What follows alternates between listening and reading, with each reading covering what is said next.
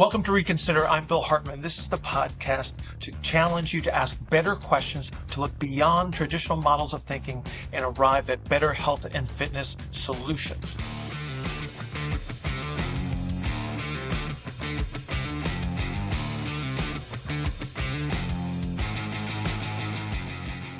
This is a continuation of, so if anyone's stumbling upon this episode and they're wanting to know about the foot, we just did an episode about how normal foot behavior and through early, middle, and late propulsion happens. It was a good chunk of time. So go back and watch that first. This is the follow up to that. Bill wanted to talk about performance a little bit more, and I kept reeling him in. That is your job. Now I'm going to allow him to kind of run with the performance foot. I know. That was funny. Was that a pun? Yeah, I do it unintentionally sometimes. It's now that I'm a father, it just kind of happens. I gotcha. So we're going to run with the performance foot. We're going to run with the performance foot. So we had talked about normal circumstances, what we want to see from the foot. We had talked about how shoes can help promote different phases of propulsion. Right. I think what you were trying to get at was what a performance adapted foot might look like, and how that might not be what a podiatrist wants to see or what a physical therapist wants to see. Right. And what people don't expect it to, because they think that like high functioning athletes should have like, nice splayed toes and relaxed like arches that can mold and adapt, and that's not the case. So I'll let you go with that. No, we have to consider circumstances and adaptations. So let me use a sprinter as an example first, and I'm not going to talk about the foot. I'm going to talk about pelvis orientation. You will be hard pressed to find a high level sprinter that does not have an anteriorly oriented pelvis. Reason being, if they have too much relative motion, number one, it dampens and dissipates the energy transfer that they need to press into the ground. So sprinting is an incredibly, we're going to talk about sprinting coming up in a webinar. But sprinting requires an extremely high force into the ground and on almost a vertical in less than a blink of an eye. Okay, just to give you a timing. And so to do that, it behooves them to have an anteriorly oriented pelvis because it allows them to push down into the ground very quickly. So they have to do it in such a short period of time that you can't do it with relative motions. It's too slow. So what they do through training and all other aspects of like physical structure that can contribute to this, they create this anti-orientation. Okay, so we have this bias towards anti-orientation, but it's not relative motions. And so when we look at a very high performance foot, we have to take the exact same things into consideration. Okay, hard lesson learned. I'm looking at a pair of feet, and this kid happens to be a Division I running back. In fact, he played at two different Division I football programs because everybody wanted him. And so he went to one, and then was happier at the second one. Regardless, had an injury. It was residual stuff was hanging around. They couldn't shake it off. They sent him to me. We do a good job bringing him back. And but he taught me a lot about feet, because I'm looking at his feet, and I had that first inclination too. It's like, oh, this is going to be a terrible looking foot. And then you find out that he runs a sub 4.40, and it's like, okay, something's going on here. What's the lesson that I can learn? And the thing that you have to recognize, if we consider the overall representation and the adaptations that are required to apply force into the ground over the shortest period of time, I have to have a foot that is positioned, oriented, and adapted to do the exact same thing. And so if I have a really high arch, so think about this. When I apply the highest forces into the ground, the foot would be in what many would call it a traditionally pronated position. So it has a lot of IR, so from rear foot to midfoot. But in this case, that's too slow.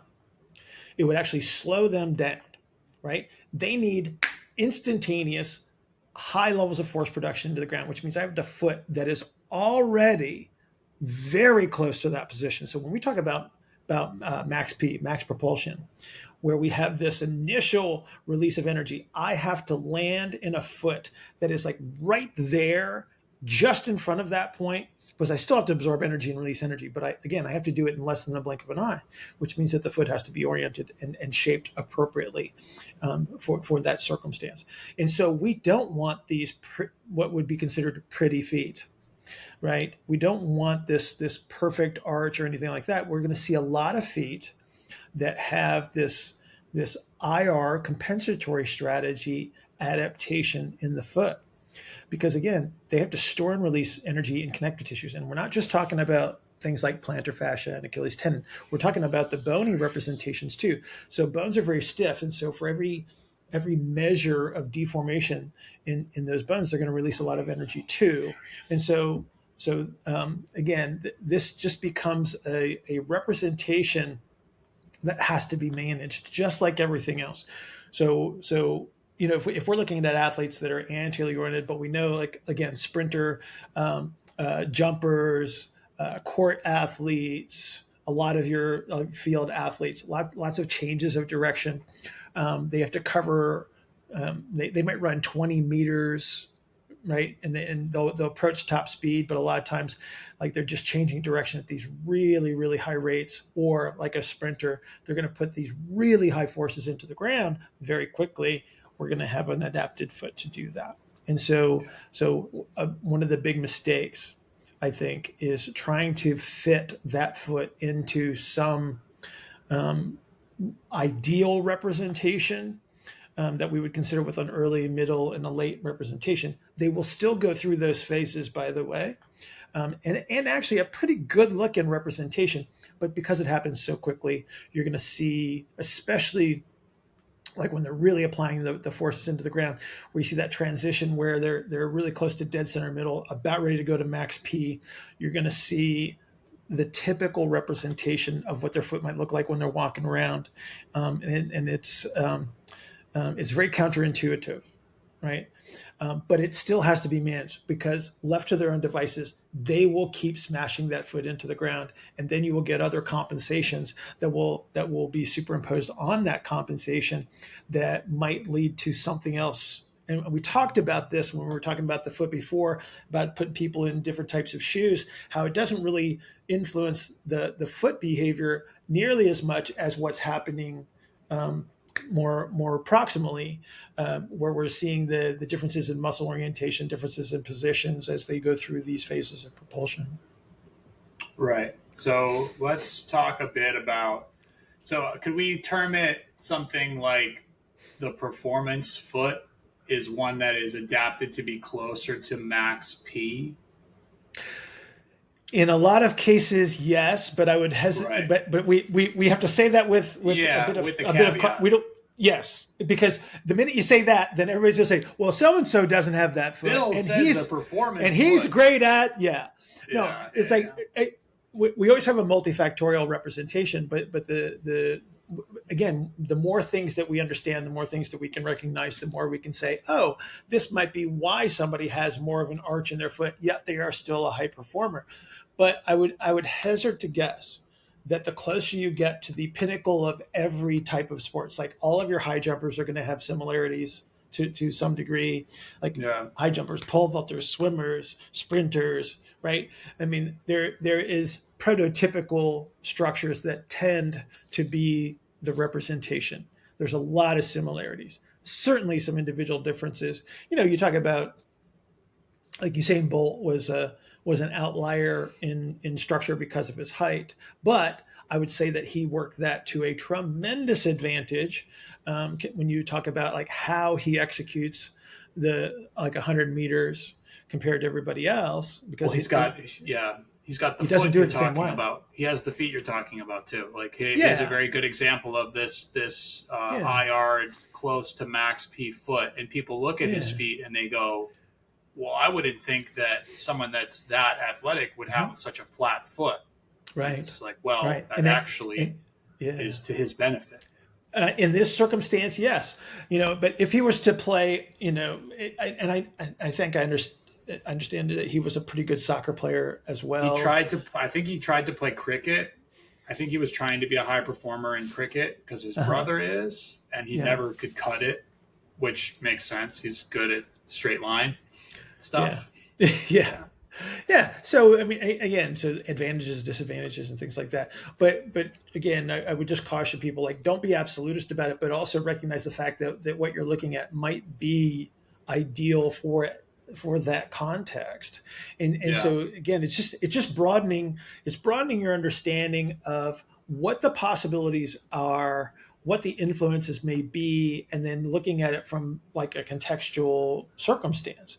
Because again, it's like, I don't know if I should bring this up, but do you remember that there was a picture of like LeBron James walking on a he's got like a club somewhere. He's got like a club foot. And everybody was talking about like, oh my God, it's like all right, but I think the guy's pretty good at what he does. He's been pretty resilient, like all things considered.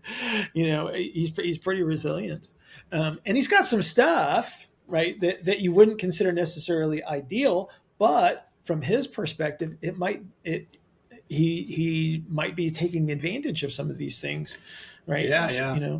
And just might have a durability element that some people just don't have, right? I think you always have to take that kind of stuff into consideration. We talked about this a bit before, but I believe that basketball is a really good example of a lot of players just play a lot of basketball. So they become very fit at the specific demands of their sport. And the aerobic system, being very aerobically fit, having a high level of aerobic endurance, I think forgives a lot of movement sins. Oh, absolutely. If you want to call them that. Well, okay, we've talked about that too. Yeah. Right? So if I can provide energy from an oxidative standpoint, then, like your motor recruitment is different.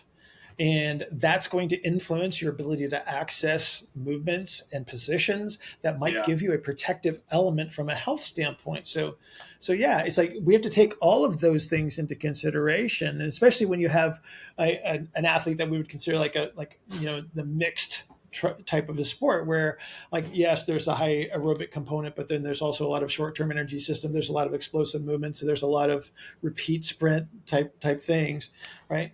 All of those things come into play. But from a foundational standpoint, from an energetic standpoint, it's like if you can supply energy in an efficient manner, it's like it saves you a world of limitation. I think there's a lot of coherence to oxygen kinetics and the relative motion of oxygen in your body and the relative motion of joints. Like, it's all the same type of thing. Like how you can absorb and produce O2 delivery utilization. Right. It's like I think these things it's a gradient, right? Yeah. It's one of the gradients that the almighty gradients that exist to help us stay alive. Heat transfer. So it kind of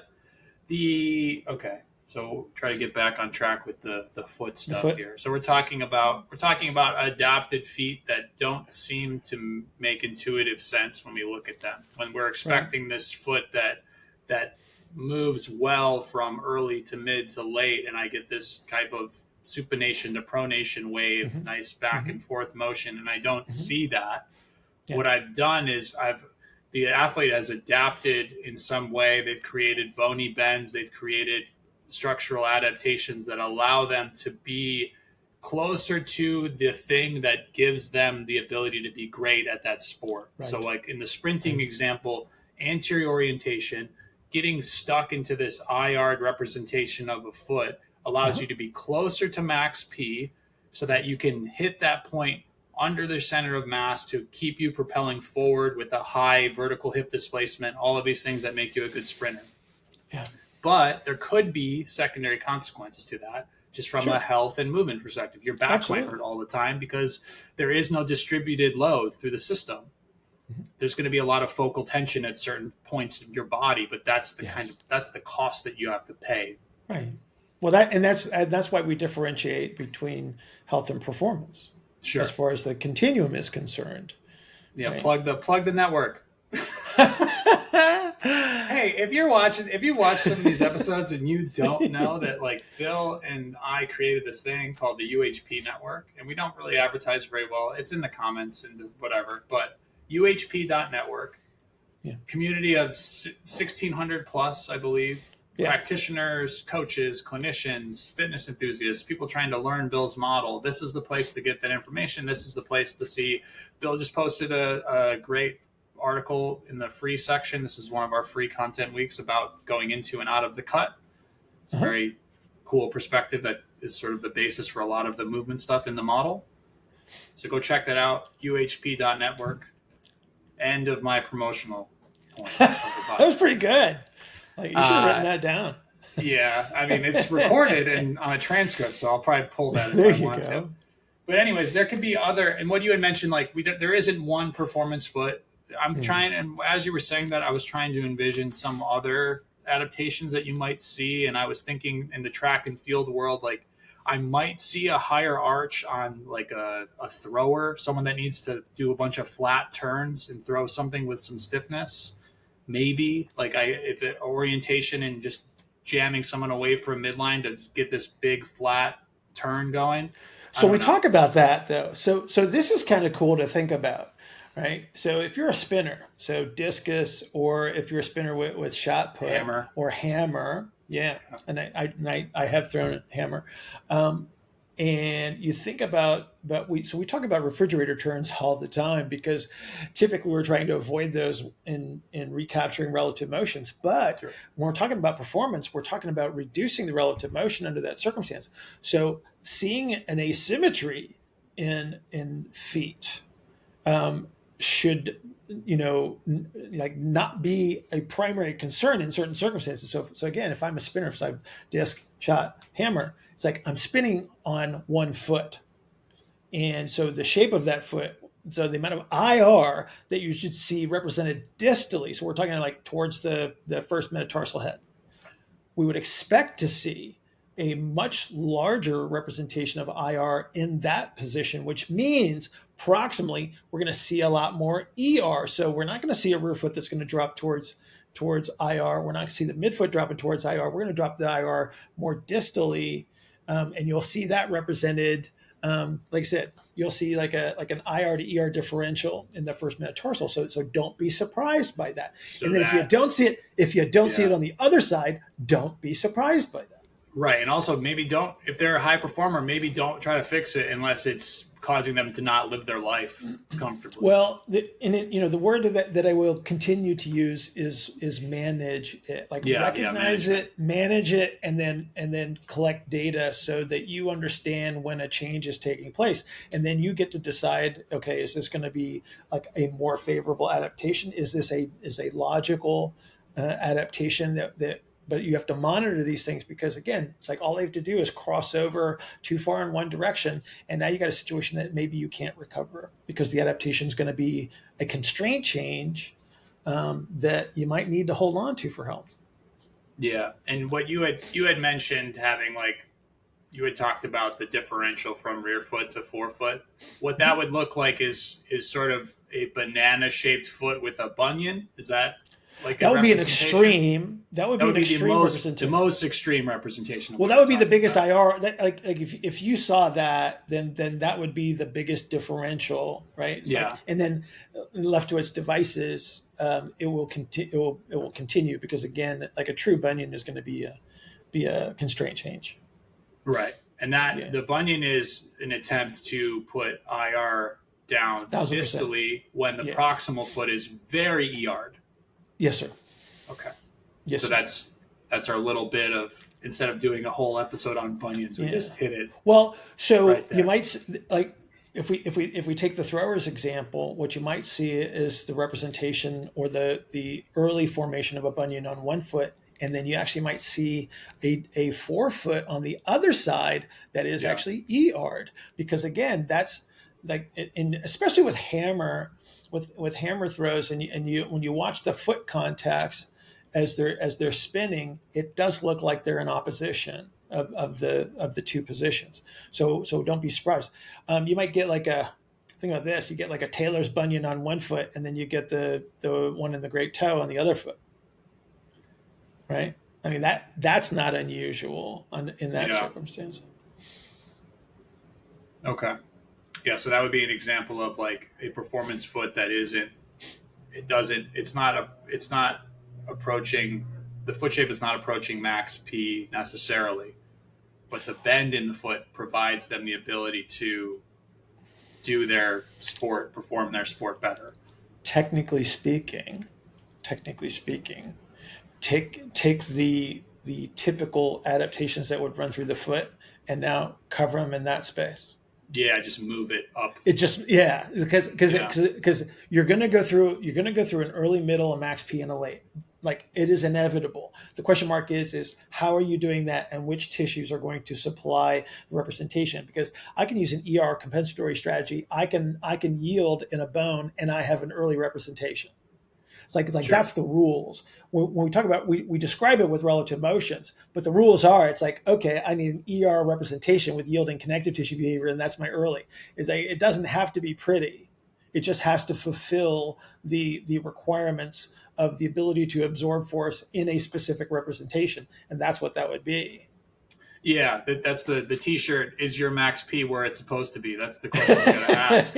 Well, when you're watching an athlete who you're trying to address some type of movement issue, or they're complaining about, or they keep having to get surgeries, and you're watching them pitch, or you're watching them kick a soccer ball, you're watching them serve with their tennis racket. It's where in this athletic motion, where through early, middle, and late propulsion, is their max P where it needs to be, or are they trying to produce this max propulsion moment somewhere else? Yeah. And that's what's causing their issue to happen. Yeah. So that's this is the biggest challenge. This is the biggest challenge of performance, because again, you take a physical structure that finds out that it can do something amazing. It's a superpower, but the way that they construct it is also destructive. It's like take a baseball pitcher with chronic back issues. It's like, it may be that the strategy that they use to perform at the highest possible level is the only way that they can do that with that structure, and then they eventually just destroy it. In the process. And it's like, and you got to be willing to accept that fact too. We can't prevent, some of these things from happening, because people want the performance end of things, right? Yeah, it's like high performers that also have longevity are not as common. And you think about, like, you got the Nolan Ryans of the world who just they become these avatars of what proper mechanics are, which isn't fair, because those are the mechanics that this person just displays naturally, right? And it allows them to position the max propulsion where they would want it within their base of support. It allows them to not exceed their ability to distribute force, but also to produce very high levels of force where they need it, when they need it. So that's what makes them good. But that's more of a natural selection thing. That's not like, I can't necessarily train that. It's the long-term athletic discovery. It's not a long-term athletic development, which is something that you've told me about for years. It's not this, I can train my kid to be Nolan Ryan. He has to have those pieces available to let that sort of display as he progresses. Yeah. There's certainly elements that we can influence through training and adaptations, which would improve elements. But sure, Nolan Ryan came up in 1969, I think. I don't know. He actually was not a great pitcher initially. I'm just thinking like the Mets. He was with the Mets when they in like the Miracle Mets. Yeah, and I don't think he was that great early on in his career. But what do you think? What do you think helped change that? Change what? That he got better? Yeah, just experience. Like he had more time to throw a lot of pitches. Potentially, I don't know. Yeah, I don't know if anybody could pinpoint it, right? But I do know, like, and again, people say, well, he worked out a lot, he exercised a lot. Okay, so generally speaking, like, he had a certain level of fitness, but I would hazard to guess it wasn't like a miracle exercise that he was doing that nobody else was doing, right? It just took him maybe that long to adapt or become tactical, or there's so many elements there that are coming into play. Yeah. But to his credit, you look at longevity, and we could pull Tom Brady into that, as somebody that just generally did a good job taking care of themselves, but chances are he had a little something that of helped course. him And along then the it's way. like there's that, and he also had an offensive line that never let him get touched. That helps too, Yeah. for the So most there's part. a lot of factors. Wow, we really went off the foot there, didn't we? Yeah, we're talking about performance. What I want to say, like my Nolan Ryan example, is such a significant one, and because I don't know if you've seen the documentary on Nolan Ryan called Fastball, where they kind of talk about he potentially was throwing 108 miles an hour. Yeah. Which is insane. And now they have people throwing like 105 regularly, and that's like a big deal. And I'm just thinking like Nolan Ryan was throwing absolute gas for years. Yeah. And the old radar guns were just crappy. But yeah, it's just wild to me. It's just like it's so like fluid in the way that he throws, and it's just like, I don't know, makes me think about that as the example of longevity and performance. So it's about 25 minutes. That's about where we wanted to go. Did we cover everything we wanted to talk about? I think we got the general premise that everybody would understand. Is like, just because you see something doesn't mean it needs to be fixed, although it would probably need to be managed. Right. And then I guess, because we were talking about footwear, and we did talk about like what we would want to see out of a performance shoe, something that has a flat heel to toe drop, allows you to get into that IR representation and get that wave of IR from rear foot to forefoot. I don't know. It's like if you're, sprinting cleats and sprinting track spikes, don't let your heel really hit the ground too much, so it shoves you farther forward a bit. The heel contact thing is variable. If you slow down even the world's greatest sprinters, like the amount of force that they're putting into the ground in such a short period of time is off the charts, ridiculous. Yeah. And in a perfect world, you could say, well, your heel shouldn't hit the ground because it probably contributes to a slowdown. Right, it's a braking force. It'd be more of a braking force. It's too much on the absorption spectrum, and instead of so this is the problem. This is the concern that you would have, right?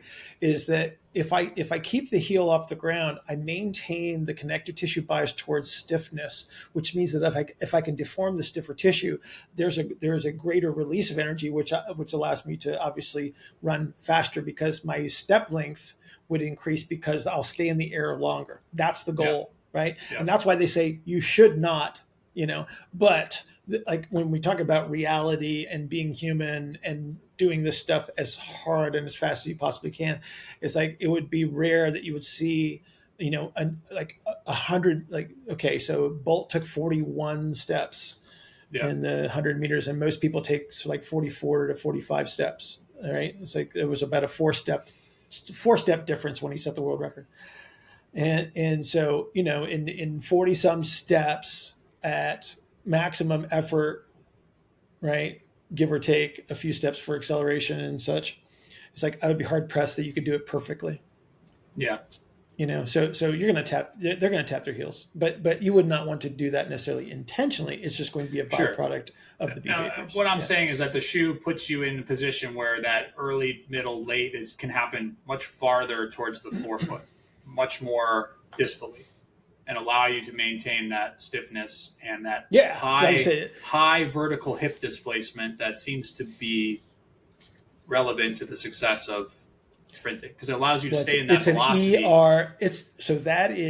That is the ER just outside of the most straight down force. So if you're just off of it, the point right after max P.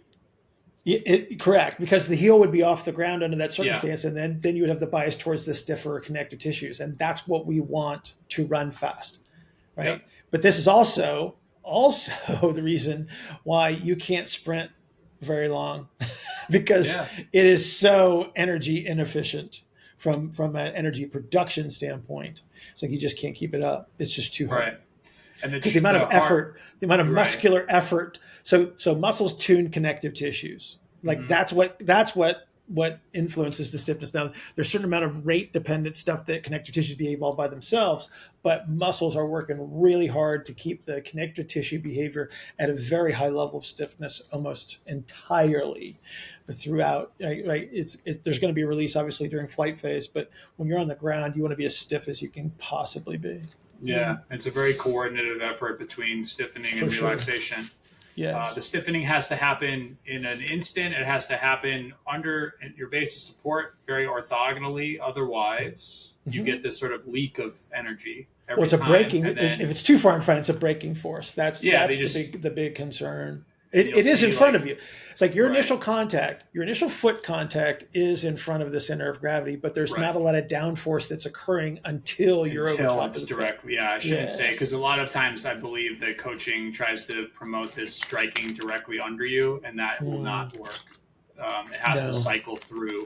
There has to be an energy absorption phase. It's just like I said, it's going to be very far. It's going to be very. It's not going to be very delayed. Yeah, if you're fast, it's happening really fast. Like blink of an eye is 150 milliseconds average. That's average. Like a fast blink, like an intentionally fast blink could be like 100 milliseconds. And you're talking about like the world-class sprinters at top speed is 0.08. Right? So they're doing it in half the time of the average blink of an eye. Okay. And they're cycling through like the whole phase of propulsion. Yeah. Athletics is interesting. It's amazing. Still coherent, but from a different perspective. It's happening a lot quicker. It's happening in maybe different places than where people expect. So it seems like it's not coherent, but it is completely. Yeah. Great. So if you're still watching this and you're frequent listener, watcher of the podcast, and over the course of this episode, you thought about a couple things that maybe you wished we got a little more into, go on the UHP network. There's a post where we're asking for people to post questions and ask questions that they want us to cover on the podcast. Go there, uhp.network, sign up, throw up some questions that you want us to talk about, topics that you want us to get into a little bit more, and we'll dig into those and maybe put it on an episode in the future. Let's say, when you were growing up, Bill, did you have like a pizza shop that you would go to? Yes. Okay. Did that pizza shop have any video games in it, or are you too old? No. So it didn't have the bowling alley. Didn't we went to the bowling alley? So what did it have? Did they have Miss Pac-Man and pinball? So I think one pinball machine, Pac-Man, Zaxxon, which was my favorite. That was the question, by the way. Centipede. What was your favorite arcade, pizza shop, bowling alley video game? But I rarely played. Played, to be honest. Like I'm not a video game guy at all. Yeah. I'm very much a video game guy. I will forever be a video game guy. I would not.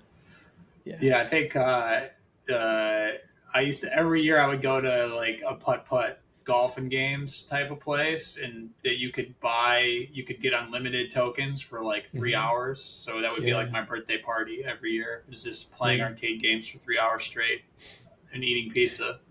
Yeah. We were when I was very young, the pool that we would go to in the summertime had a whole, like, I don't know, 15, 20 true pinball machines. So that was a big deal. I prefer that over a video game any day. Well, yeah, it's a little more physical and old. Yeah. It's old. It's like analog.